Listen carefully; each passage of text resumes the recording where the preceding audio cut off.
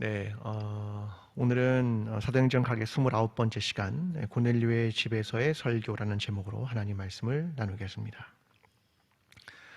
사람이 나이가 들면 이런 이야기를 간혹 하곤 합니다. 책을 읽고 싶어도 머리에 들어오질 않아서 읽기가 힘들어요. 여러분 혹시 그런 말 해보신 적이 있습니까?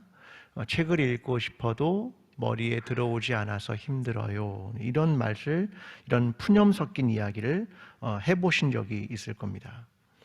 이런 말은 어떻습니까? 말을 하려는데 단어가 생각이 안 나요. 그런 경험 있으십니까? 네. 저도 요즘 겪고 있는 문제입니다. 단어가 생각이 자꾸 안 납니다. 네. 이럴 땐 어떻게 해야 될까? 이런 고민이 있습니다.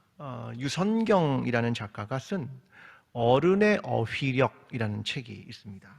그러니까 어휘력이 어른들이 더 좋을 것 같은데 자꾸 이제 잊어먹으니까 그런 어휘력이 좋지 않다. 이제 그런 이야기를 하는 건데요. 제가 그 일부를 조금 읽어드리겠습니다. 딱 맞는 어휘가 분명히 존재한다는 사실을 알고 있다. 기억날 듯 말 듯 개미 한 마리가 뇌의 언어중추 언저리를 슬슬 기어다니며 간지리는 것 같더니 끝내 이런 식으로 말밖에 못한다. 고속도로에서 돈 받는 데 있잖아. 근데 사람이 없는 거야. 차에다 뭐 달면 거기서 요금 빼간다던데 그걸 안 달아가지고 못 내고 지나가 버렸어. 이게 말하는 겁니다. 자, 여기에서 정확하게 떠오르지 않는 어휘가 뭡니까? 하이패스, 또요? 톨게이트, 그죠? 또요? 네, 그게 이제 가장 크게 떠오르지 않는 단어입니다. 그래서 고속도로에서 돈 받는 데 있잖아 이렇게 하는 거고요. 차에다 뭐 달면 이렇게 표현을 하고 있는 겁니다. 자, 그런데요, 이 말을 원래 어휘력을 가지고 하면 이렇게 말하는 겁니다. 톨게이트에서 하이패스 전용 차로로 들어가는 바람에 통행료를 정산하지 못했고 통과해 버렸어. 내 차에 하이패스 단말기가 없거든. 이 말이거든요. 자, 두 개가 똑같은 것 같은데 왜 다를까요? 뭐 차이입니까? 어휘력입니다. 단어가 떠오르지 않는다는 겁니다. 여러분, 단어가 떠오르지 않을 땐 두 가지 특징이 있습니다. 첫 번째, 가장 많이 사용하는 단어가 뭐냐면 지시대명사입니다. 그거 있잖아, 저거 있잖아, 이렇게 지시대명사를 많이 쓰게 되어 있습니다. 또 하나는 활용 범위가 넓은 단어를 선택합니다. 그죠? 그 것 있잖아, 그 것이라고 하는 그런 단어들을 자꾸 사용하게 된다는 말입니다. 그런데 가만히 보면 이런 단어도 못 떠올린 겁니다. 통행료, 그렇죠? 정산하다, 그렇죠?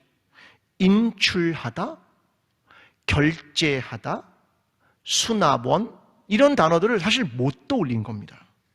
자, 여러분, 이렇게 표현할 수도 있죠. 돈을 내다, 이게 무슨 말입니까? 지금 이 상황에서는요, 정산하다, 그 말이거든요. 그렇죠?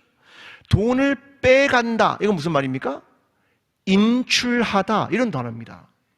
그런데 점점 우리가 단어의 폭을 넓게만 쓰고 어휘력 구사가 제대로 안 되는 겁니다. 그렇게 되면 어떤 문제가 생기냐면 해석의 여지가 생기는 겁니다. 그렇죠? 정확한 뜻이 전달이 안 되는 겁니다.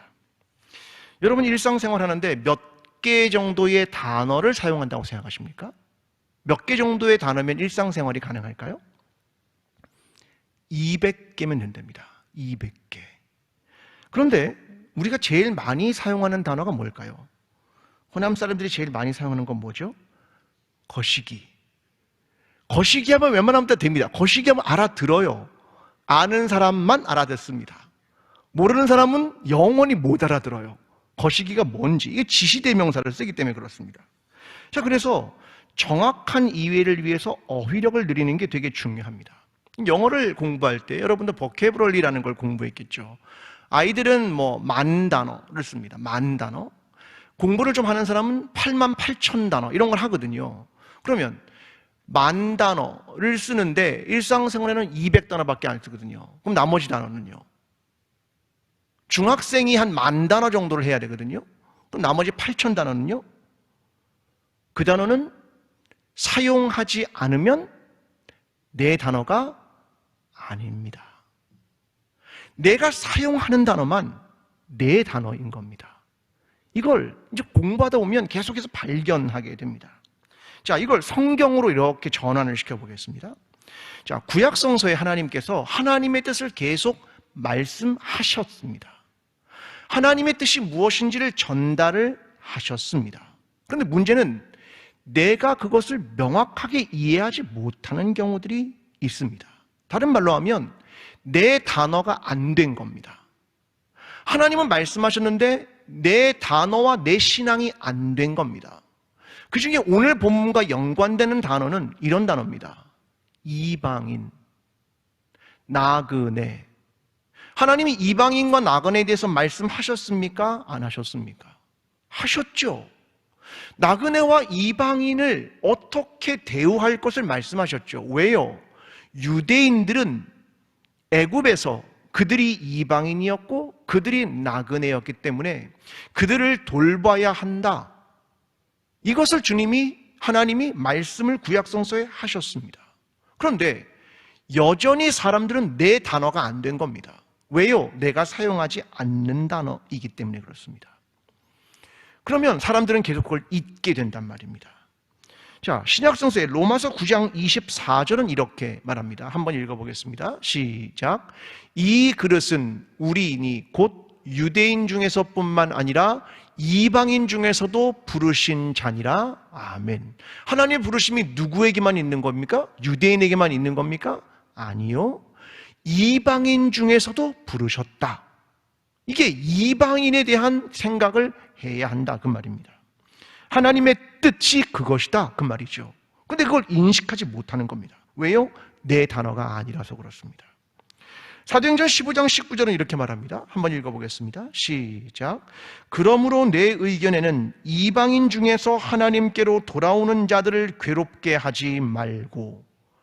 사도행전에 말한 초대교회가 말하는 건 이방인 중에서 하나님께서 돌아오는 자를 괴롭게 하지 말아라. 그는 내 백성이야. 그것을 하나님이 말씀하고 있는 내용입니다.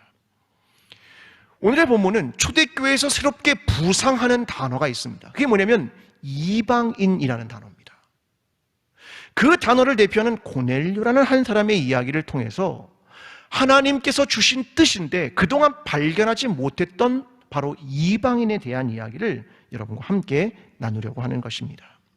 자, 오늘 본문 24절부터 26절의 본문으로 이제 돌아가겠습니다. 자, 24절부터 26절을 함께 읽어보겠습니다. 자, 시작. 이튿날 가이사랴에 들어가니 고넬료가 그의 친척과 가까운 친구들을 모아 기다리더니 마침 베드로가 들어올 때에 고넬료가 맞아 발 앞에 엎드려 절하니 베드로가 일으켜 이르되 일어서라 나도 사람이라 하고 아멘. 자, 이튿날 베드로는 총 움직인 인원은 6명이 이동을 합니다. 그 중에 3명은 고넬료가 보낸 사람이고 요바에 있는 2명과 베드로를 포함해서 6명이 함께 요바에서 가이사랴까지 갑니다. 여기까지 가는 길은 보통 9시간에서 10시간 정도를 좋게 걸었을 시간이라고 사람들은 말합니다. 그런데 갔더니 고넬료와 친척들과 가까운 친구들이 거기에 모여서 베드로를 기다렸습니다. 근데 그들이 베드로를 보자 어떤 행동을 했습니까? 발 앞에 엎드려 절했습니다. 베드로를 보니까 그들이 발 앞에 엎드려 절을 했습니다. 그때 베드로가 그들을 일으키면서 뭐라고 합니까? 일어서라 나도 사람이라. 자, 두 가지를 생각해야 됩니다. 첫 번째는 베드로가 가졌던 편견이 있었습니다. 그게 뭐냐면 이방인에 대한 편견이 있었습니다. 그래서 여기까지 오는데 오랜 시간이 걸렸고 하나님이 환상을 보게 했다라고 하는 것이 베드로의 편견이었습니다. 그러면 고넬료는 편견이 없었습니까? 고넬료의 편견은 뭡니까? 사도인 베드로를 보고 지금 엎드려 절하는 그의 모습은 사도이라는 사람은 마치 신의 대리인같이 굉장한 사람이라고 하는 편견, 그것을 고넬료도 가지고 있었다는 겁니다. 편견. 사람들의 머릿속에 누구나 편견이라는 것을 가지고 있습니다. 과거에 교회를 다녔던, 그리고 어르신들은 가지고 있는 교회에 대한 편견들이 있죠. 여러분 모두도 마찬가지일 겁니다. 저도 마찬가지고요. 강대상에 대한 편견이 있습니다. 그렇죠. 강대상은 어떤 곳입니까? 거룩한 곳. 함부로 올라와도 되는 곳입니까? 안 되는 곳입니까? 어릴 때 교육을 어떻게 받으셨습니까? 감히 올라가면 어떻게 합니까? 목사님한테 엄청 혼나고. 그렇죠? 그게 우리가 배웠던 생각들입니다. 그러니까 여기에 올라올 때 어떻게 해야 되냐? 신발을 신고 가야 되냐? 벗고 가야 되냐? 뭐 이런 고민들을 했던 시기가 우리에게 편견이 있었습니다. 교회당, 이런 편견이 있죠. 교회당에 오면 모든 게 어떻습니까? 거룩해. 그래서 교회에서 먹고 자는 분들도 많았습니다. 왜요? 여기에 있으면 거룩하니까. 이게 가장 큰 편견들이 역시 우리에게도 있다라고 하는 것을 의미하는 겁니다. 그런데 가장 강력한 편견은요, 신앙에 대한 편견입니다. 자, 사도행전 10장 32절에 보면 베드로가 묵었던 한 집에 대한 이야기를 해주고 있습니다. 여기에 보면 그가 요빠에 있을 때 어디에 머물러 있었습니까? 무두장이 시몬의 집에. 자, 무두장이는 어떤 사람입니까? 가죽을 가공하는 사람입니다. 그들은 천민입니다. 근데 베드로가 어디에 묵었다고요? 무두장이 시몬의 집에 유숙했습니다. 자, 그 말은 그는 사회적 편견을 깨뜨리고 무두장이 시몬의 집에 묵었다라고 하는 것을 의미하는 말입니다. 그러니까 베드로에게 있는 편견이 없는 것이 있는데, 그게 뭐냐면 예수 그리스도를 믿을 땐 사회적 지위는 중요하지 않다. 이걸 베드로가 이미 가지고 있었다라고 하는 걸 의미하는 겁니다. 그런데 이방인을 하나님이 불렀을 땐 베드로는 여전히 편견이 있었다는 겁니다. 자, 28절은 이렇게 말합니다. 함께 28절을 읽어보겠습니다. 자, 시작. 이르되 유대인으로서 이방인과 교제하며 가까이 하는 것이 위법인 줄은 너희도 알거니와 하나님께서 내게 지시하사 아무도 속되다 하거나 깨끗하지 않다 하지 말라 하시기로. 아멘. 자, 그들이 이방인에게 가는 것이 어떤 행동을 하고요? 위법적 행동이다. 그 얘기를 하는 겁니다. 내가 이방인에게 하는 건, 그들과 함께 식사하는 건 위법적 행동이야 라고 하는 것을 말하는 겁니다. 그러면서 그 다음 얘기는 뭐냐면, 하나님이 그런데 우리한테 이야기를 해서 내게 지시하사 아무도 속되다 하는 것을 원하지 않으셨기 때문에 내가 왔다. 그 얘기를 베드로가 하고 있는 겁니다. 우리는 사도행전 5장 29절에서 이런 이야기를 알고 있습니다. 베드로와 사도들이 공회에 잡혔을 때 이렇게 말했습니다. 베드로와 사도들이 대답하이르되 사람보다 하나님께 순종하는 것이 마땅하니라. 사람의 법보다 하나님께 순종하는 것이 마땅하다. 그 이야기를 그들이 했었습니다. 그러니까 지금 그들의 편견을 깨뜨리고 이방인에게 복음을 전한다는 건 굉장한 일이었습니다. 그리고 그 첫 발을 내디는 사건이 오늘 본문에 있는 고넬료의 사건이라는 겁니다. 여러분, 선교란 결국은 틀을 깨는 겁니다. 우리가 가지고 있는 편견을 넘어설 때 선교가 가능하게 된 겁니다. 그때 다른 사람들을 우리의 구성원으로 받아들이게 되는 것은 바로 그 편견을 넘어설 때 가능하게 된 것입니다. 혹시 우리에게 선교에 대한 또 다른 편견이 있는 건 아닙니까? 그걸 깨뜨려야 한다는 거죠. 선교란 교회가 중심이고 선교지가 복음을 그냥 받아들이는 하부 구조라고 이해를 하고 계십니까? 그렇다면 이것은 마땅히 깨어져야 하는 겁니다. 혹은 선교란 반드시 해외에 나가서 해야 된다라는 생각을 가지고 계십니까? 역시 그것도 깨뜨려져야 하는 것입니다. 우리가 마음속에 다른 사람과 다른 지역에 대해서 나와 단순히 다른다는 것이 아니라 나보다 낮게 취급하는 것이 있다면 그것은 선교를 가로막는 일이 아니겠습니까? 자, 베드로가 34절에 이렇게 고백을 합니다. 함께 34절을 읽어보겠습니다. 시작. 베드로가 입을 열어 말하되 내가 참으로 하나님은 사람의 외모를 보지 아니하시고, 뭐라고요? 외모를 보지 않는다. 이걸 베드로가 이제 인식하게 된 겁니다. 이걸 깨뜨리기 시작한 겁니다. 그래서 35절 함께 읽습니다. 시작. 각 나라 중 하나님을 경외하며 의를 행하는 사람은 다 받으시는 줄 깨달았도다. 아멘. 사람은 외모로 보는 게 아니야. 사람이 하나님을 경외하는지 의를 행하는지 그런 사람이라면 하나님이 그들을 다 받으시는 것을 내가 깨달았다. 그것을 이야기하는 겁니다. 여러분, 이 이야기는 사실 신명기를 인용한 말씀입니다. 자, 신명기 10장 16절부터 20절인데요. 제가 한번 읽어보겠습니다. 이 이야기를 하셨습니다. 그러므로 너희는 마음의 할례를 행하고 다시는 목을 곧게 하지 말라. 너희 하나님 여호와는 신 가운데 신이시며 주 가운데 주시요 크고 능하시며 두려우신 하나님이시라. 사람을 외모로 보지 아니하시며 뇌물을 받지 아니하시고 고아와 과부를 위하여 정의를 행하시며 나그네를 사랑하여 그에게 떡과 옷을 주시다니 너희는 나그네를 사랑하라. 전에 너희도 애굽 땅에서 나그네 되었음이니라. 내 하나님 여호와를 경외하며 그를 섬기며 그를 의지하고 그의 이름으로 맹세하라. 지금 베드로가 이 신명기의 말씀을 인용하고 있는 겁니다. 하나님이 구약에서 주지 않은 게 아니라 이미 주셨던 겁니다. 그런데 사람들은 이게 내 단어가 되지 않은 겁니다. 이게 내 신앙이 되지 않은 거고요. 이걸 기억하고 있지 못한 겁니다. 그것이 편견을 낳게 된 것입니다. 하나님은 어떤 사람들을 받아들이는가? 하나님을 경외하는가? 의를 행하는가? 하나님은 사람을 외모로 보지 않는다. 그가 하나님을 경외하는가? 의를 행하는가? 이것이 하나님이 그들을 받아들이는 유일한 근거이다. 그것을 설명하고 있는 겁니다. 오늘 저와 여러분이 신앙생활을 하면서 누군가를 우리의 구성원으로 받아들이면서 선교를 하면서 우리가 가진 그동안의 편견들을 깨뜨리고 사람을 외모로 보지 않고 하나님을 경외하는가? 의를 행하는가? 이것이 유일한 기준이며 그들을 포용하며 환대하는 삶으로 살아가는 저와 여러분의 삶이 되기를 간절히 기도합니다.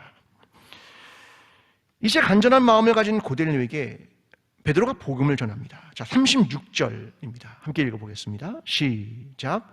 만유의 주 되신 예수 그리스도로 말미암아 화평의 복음을 전하사 그 이스라엘 자손들에게 보내신 말씀. 자, 여기서 만유의 주라는 저 말은 유대인들이 여호와 하나님을 부를 때 사용하는 말입니다. 만유의 주십니다. 그런데 그 호칭을 누구에게 쓰는 겁니까? 예수 그리스도. 여호와 하나님을 향하여 불렀던 만유의 주라는 호칭을 예수 그리스도에게 그대로 사용하고 있습니다. 그를 누구로 보는 겁니까? 하나님입니다. 이렇게 출발을 하고 있는 겁니다. 그러면서 어떤 복음을 전하냐면 화평의 복음을 전한다 이렇게 말합니다. 화평의 복음. 자, 로마서 5장 1절은 이렇게 말합니다. 그러므로 우리가 믿음으로 의롭다 하심을 받았으니 우리 주 예수 그리스도로 말미암아 하나님과 화평을 누리자. 에베소서 2장 10절은 이렇게 말합니다. 그는 우리의 화평이신지라 둘로 하나를 만드사 원수된 것 곧 중간에 막힌 담을 자기 육체로 허시고. 이 복음은 어떤 복음이다? 화평의 복음이다. 하나님과 우리 사이에, 우리와 우리 사이에 주님은 막힌 담을 허심으로 우리를 화평 가운데로 인도하시는 분입니다. 이러고 서론을 시작하게 되는 겁니다. 자, 그러면서 베드로가 복음의 핵심에 대한 이야기를 합니다. 자, 39절부터 43절인데요. 자, 제가 좀 읽어보겠습니다. 우리는 유대인의 땅과 예루살렘에서 그가 행하신 모든 일의 증인이라. 그를 그들이 나무에 달아 죽였으나 하나님이 사흘 만에 다시 살리사 나타내시되 모든 백성에게 하신 것이 아니요 오직 미리 택하신 증인 곧 죽은 자 가운데서 부활하신 후 그를 모시고 음식을 먹는 우리에게 하신 것이라. 우리에게 명하사 백성에게 전도하되 하나님이 살아있는 자와 죽은 자의 재판장으로 정하신 자가 곧 이 사람인 것을 증언하게 하셨고 그에 대하여 모든 선지자도 증언하되 그를 믿는 사람들이 다 그의 이름을 힘입어 죄사함을 받는다 하였느니라. 자, 이 내용은 복음의 핵심을 설명하고 있는 겁니다. 예수 그리스도, 그분을 소개한 이후에 그가 십자가를 지셨습니다. 그가 부활하셨습니다. 그가 다시 우리를 심판하러 오실 것입니다. 그의 이름으로 우리는 죄 사함을 받았습니다. 이 복음의 핵심을 베드로가 설교하고 있는 겁니다. 그런데 이 내용은 사도행전 2장에서 베드로의 첫 번째 설교의 내용과 같습니다. 이 내용은 베드로의 두 번째 설교인 3장의 내용과도 같습니다. 그리고 베드로의 세 번째인 4장에서 공의회에서 했던 이야기도 역시 똑같습니다. 왜요? 이게 복음이기 때문에 그렇습니다. 누구에게든 어디서든 어느 시대에든 다르지 않습니다. 복음은 이것입니다. 여러분은 예수 그리스도가 우리를 위해 십자가를 지셨다는 사실을 믿으십니까? 지금 당황스럽습니다. 다시 한 1분만 믿는 것 같아가지고. 여러분은 예수 그리스도가 우리를 위해 십자가를 지셨다는 사실을 믿으십니까? 아멘. 여러분, 예수 그리스도가 우리를 위해 부활하셨다는 사실을 믿으십니까? 아멘. 예수 그리스도가 다시 심판하기 위해 재림하신다는 사실을 믿으십니까? 아멘. 예수 그리스도의 이름으로 우리가 죄사함 받은 것을 믿으십니까? 아멘. 이게 복음의 핵심이란 말입니다. 다른 복음은 없습니다. 천사가 와서 전했다? 거짓말. 인생에 막힌 문제를 해결해주고 답을 준다? 그런 건 다 이단들이 하는 얘기입니다. 여러분, 이게 복음이라는 말입니다. 그런데 이 복음이 지금 누구에게 전해지는 겁니까? 이방인의 고넬료라고 하는, 이전에는 이름 한번 들어보지 못했던 그 한 이방인에게 이 복음이 전해지고 있습니다. 성경을 볼 때마다 놀라운 것이 있습니다. 그게 뭐냐면 갑자기 등장하는 이름들이 있다는 겁니다. 여러분, 사도행전 들으니까 갑자기 등장하는 이름들이 불쑥불쑥 나오지 않습니까? 예를 들면 바나바, 이전에는 없습니다. 사도행전에 갑자기 바나바라는 사람이 처음 등장합니다. 이 사람은 어떻습니까? 사울이라는 바울 말입니다. 갑자기 뛰어든 이름 아닙니까? 스데반이라는 사람도 처음 등장합니다. 빌립도 마찬가지입니다. 성전 민문에 앉아 태어날 때부터 한 번도 걸어보지 못한 자의 이름도 나타나지 않았던 바로 그 사람도 마찬가지입니다. 베드로는요, 그도 적지 마찬가지 아닙니까? 아니, 수천 년을 거슬러 올라가서 아브라함은 안 그렇습니까? 낯선 땅에 살았던 모세를 부르신 복음은 안 되었습니까? 막내였고 왕의 후보에도 오르지 못했던 다윗에게도 복음이 전해졌습니다. 심지어는 나사렛에 이름도 없었던 목수였던 요셉에게, 그리고 어린 마리아에게도 말입니다. 그들의 이름이 성경에 불쑥불쑥 등장합니다. 그런데 바로 그들을 위해서 예수 그리스도가 십자가를 지셨다. 이름도 없는 그 사람을 위해 예수 그리스도가 부활하셨다. 아무도 알지 못했던 저 시골에 있는 어떤 사람을 위해서도 예수 그리스도가 다시 오신다. 이 이야기를 우리에게 들려주고 있습니다. 여러분, 본문 44절은 이렇게 말합니다. 베드로가 이 말을 할 때에 성령이 말씀 듣는 모든 사람에게 내려오시니. 놀라운 얘기 아닙니까? 아니, 이방인의 이름도 모르는 고넬료, 그의 가족은 이름도 등장하지 않습니다. 친구들도 누군지도 모릅니다. 그런데 그 사람들을 위해 누가 오셨다는 겁니까? 하나님이. 온 우주를 지으신 하나님이, 그 성령 하나님이 그 사람들을 위해 내려오셨습니다. 이게 감당할 수 없는 복음입니다. 이게 하나님의 역사입니다. 저와 여러분은요, 자격이 있습니까? 우리는 정말 자격이 있어서 그러한 일을 경험하게 된 것입니까? 아닙니다.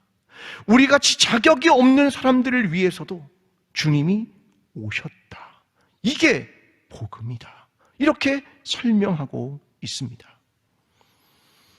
그런데 오늘 우리의 삶은 어떠합니까? 예수 그리스도가 핏값으로 산 사람입니다. 여러분, 옆에 있는 사람들은 어떤 사람입니까? 예수 그리스도가 십자가에서 그를 구원하기 위해 죽은 여러분의 형제 아닙니까? 우리가 그들에게 전해야 할 것이 무엇입니까? 경쟁입니까? 비난입니까? 싸우는 겁니까? 평가하는 겁니까? 아니요. 그가 누군지 인식하지 못해서 그렇습니다. 여러분, 중요한 건 복음이란 예수 그리스도께서 그 한 사람을 위해 십자가를 지시고 생명을 내어 놓으셨다는 겁니다. 이게 화평의 복음입니다. 이것이 복음을 경험한 사람들이 행하는 일이 무엇인가를 설명해 주는 겁니다. 이 복음으로 우리는 구원을 받게 되었습니다. 여러분, 우리는 복음을 대충 이해해서는 안 됩니다. 내 방식으로 이해해서도 안 됩니다. 이 복음은 나를 위한 복음만도 아닙니다. 하나님이 흔들리지 않게 온 세대에 전한 이 복음은 변하지 않는 복음입니다. 하나님이 나를 위해, 내 옆에 있는 지체를 위해, 우리의 공동체를 위해, 아니 저 이방에 알지 못하는 어떤 사람들을 위해서도 하나님이 내려오셔서 그를 구원하시기 위해 십자가를 지시고 부활했다는 사실 말입니다. 이 복음을 놓치면 끝입니다. 이 복음이 핵심입니다. 다른 복음은 없습니다. 이 복음을 끝까지 붙들고 살아가는 저와 여러분의 삶이 되기를 간절히 기도합니다. 저는 39절에 주목합니다. 39절의 말씀을 함께 읽어보겠습니다. 시작. 우리는 유대인의 땅과 예루살렘에서 그가 행하신 모든 일의 증인이라. 그를 그들이 나무에 달아 죽였으나. 아멘. 자, 여기 보면 우리가 그 모든 일의 증인입니다. 그 이야기를 하고 있는 겁니다. 자, 예수 그리스도는 죽으셨고 부활하셨고 승천하셨지만 이 모든 일에 우리는 증인입니다. 이 말입니다. 자, 이게 대단히 중요한 말입니다. 저는 코로나19 시대에 우리에게 대단히 중요한 복음, 그것이 무엇일까? 신앙이 무엇인가를 생각합니다. 자, 우리는 성경을 읽으면서 교리나 신화가 아닌 사건이 무엇인지를 알아야 합니다. 그래야 증인이 될 수 있기 때문에 그렇습니다. 자, 성경의 이야기가 하나의 교리나 신화가 되는 순간 우리는 증인으로서의 역할이 할 필요가 없어집니다.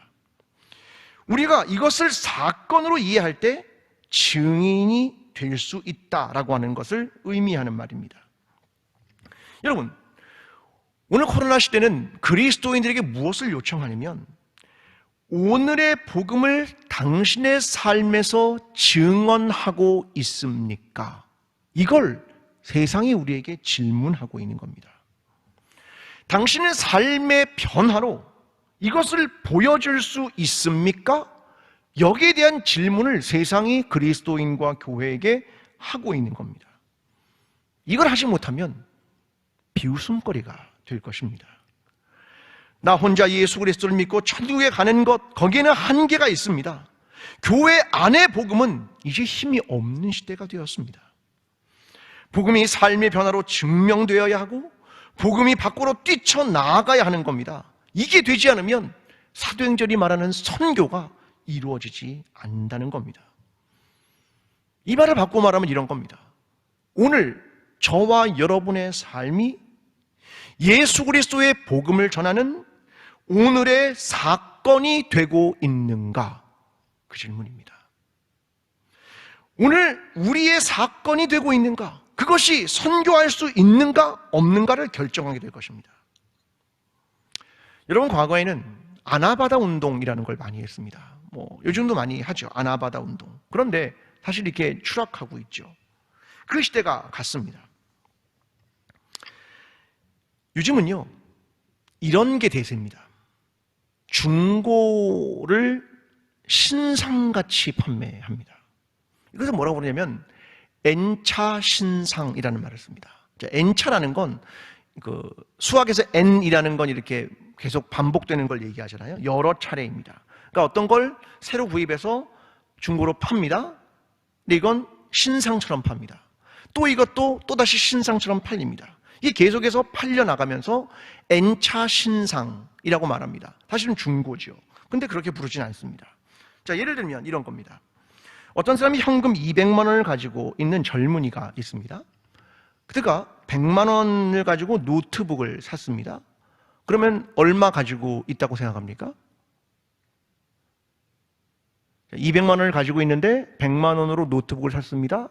그러면 젊은이가 얼마를 가지고 있다고 생각할까요? 100만 원 아닙니다. 140만 원쯤 가지고 있다고 생각합니다. 왜요?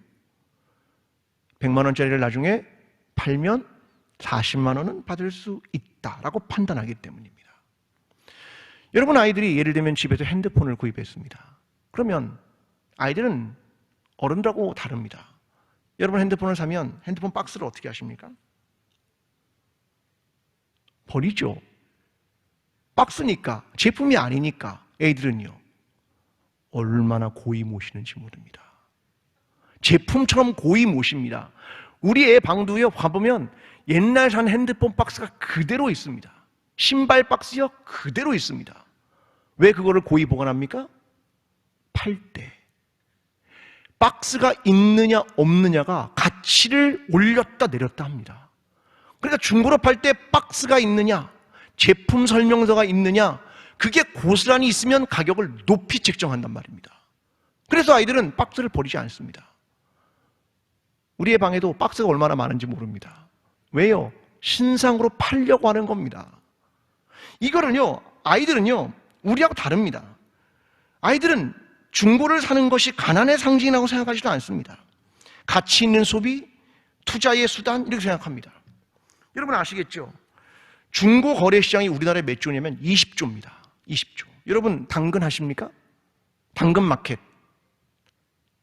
당근 자니까 또 머릿속에 당근 생각하시는 거 아니죠, 설마? 네, 당근 마켓 있잖아요. 당근 마켓. 중고 거래하는 겁니다. 저희도 물건을 팔기도 하고요. 사용자 수가요, 156만 명입니다. 우리나라 1위 온라인 기업이 쿠팡입니다. 2위가 당근입니다. 당근 마켓. 이게 뭐냐면 N차 신상이라는 것을 생각하는 겁니다. 중고가 더 이상 중고가 아니라는 말입니다. 제가 이렇게 비유해 보겠습니다. 복음은 언제적 이야기입니까? 2000년 전의 이야기입니까? 아니면 팔레스타인에서 일어났던 이야기입니까? 그렇다면 지시대명사를 써야죠. 2000년 전에 거기. 그렇게 복음이 구닥다리가 되고 중고가 된 것입니까? 아니요. 여러분, 복음은 오늘 이곳에 여기에 일어나는 것, 그것이 복음이 아니겠습니까? 이것을 이렇게 전환할 수 있습니다. 복음은 여전히 신상이란 말입니다.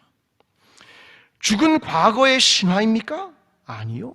오늘 여기서 증명되는 것이어야 하지 않겠습니까? 그건 누구의 몫입니까? 저와 여러분의 몫이 아닙니까? 사도행전의 이야기는 2000년 전 바로 그 예루살렘에서 있었던 이야기입니까? 아니요. 오늘 여기에 이야기여야 하지 않겠습니까? 예수 그리스도의 이야기가 오늘 여기에 살아있음을 증명해야 되는 거 아닙니까? 사도행전을 배우는 것은 역사를 배우기 위함입니까? 아니요. 사도행전은 초대교회의 역사를 오늘날로 소환하기 위한 것 아니겠습니까? 지시대명사로 부르면 안 됩니다. 거기에 과거의 일로 부르면 안 됩니다. 그건 2000년 전의 초대교회는 말이야, 그게 아닙니다. 오늘 중요한 것은 오늘 여기에 예수 그리스도가 살아있으며 우리의 삶이 복음을 증명해내고 있는가, 이것이 사도행전을 함께 듣게 되는 이유입니다. 오늘 저와 여러분의 삶에서 이 복음과 이 선교가 이루어나며 오늘 이 땅에 살아가는 저와 여러분이 우리의 삶의 현장에서 예수 그리스도의 복음을 증명하며 살아가는 참된 증인의 삶을 살아가는 저와 여러분의 삶이 되기를 간절히 축원합니다. 기도하겠습니다. 하나님, 우리가 누구이건대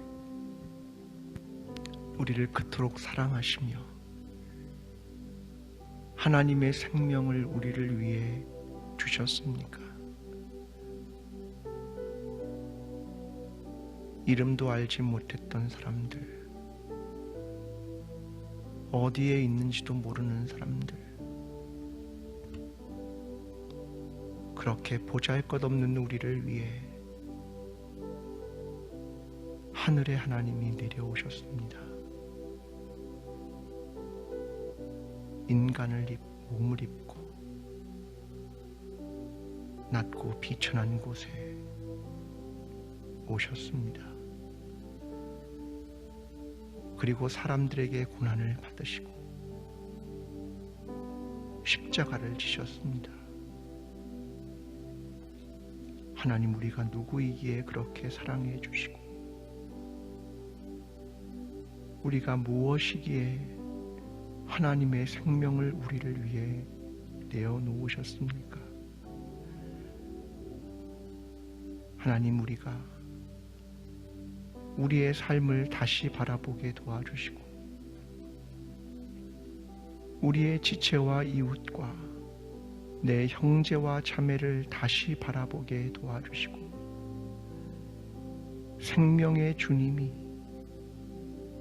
바로 그 사람을 위해, 나를 위해 자신의 생명을 내어놓으셨음을 잊지 않게 도와주셔서